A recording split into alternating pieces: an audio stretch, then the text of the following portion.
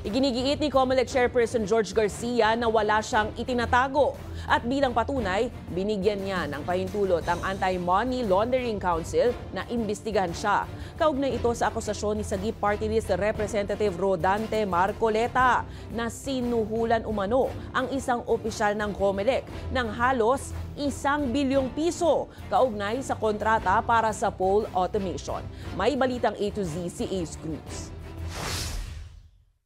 Kalmado si COMELEC Chairman George Garcia habang pinasisinungalingan ang anyay walang basihang akusasyon ni Sagip Party List Representative Rodante Marcoleta. Nitong Martes, sinabi ni Marcoleta sa isang press conference na may isa umanong opisyal ng poll body na tumanggap ng suhol mula sa isang Korean voting machine provider. Isipin niyo ba namang akusahan ka na meron kang account sa US na hindi ka pa nakakapunta at mukhang hindi ako makakapunta, wala naman po akong visa doon.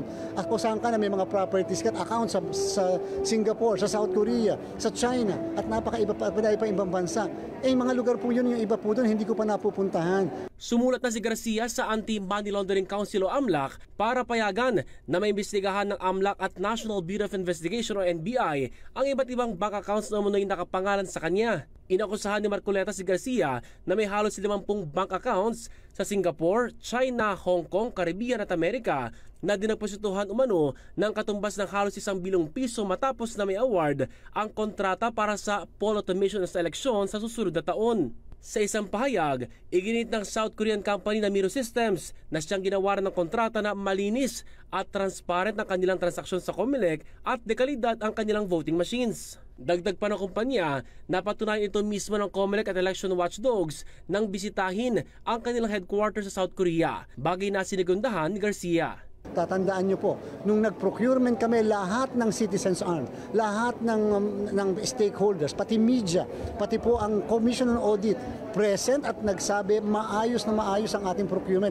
Bago isiwalat ni Marcoleta ang aligasyon, iginit ni Garcia na alam na nilang may pakakalat na anyay fake news laban sa kanya at sa poll body. 2 linggo na po kami may informasyon. Actually po nakaplano yung demolition job laban sa COMELEC. Mahinala naman si Garcia na may kinalaman ang akusasyon ni Marcoleta sa nakabimbing kaso sa Korte Suprema para sa disqualification ng Miro Systems. Tatandaan po natin meron tayong pending case sa Korte Suprema. At therefore, napaka-crucial po yun na hindi ma-impluensyahan ang ating kataas-taasang hukuman sa kanila magiging desisyon. Yun po yung tinatawag na sub judice. Dahil sa pagkalat nito, ang purpose niyan, siyempre, impluensyahan ng Korte Suprema.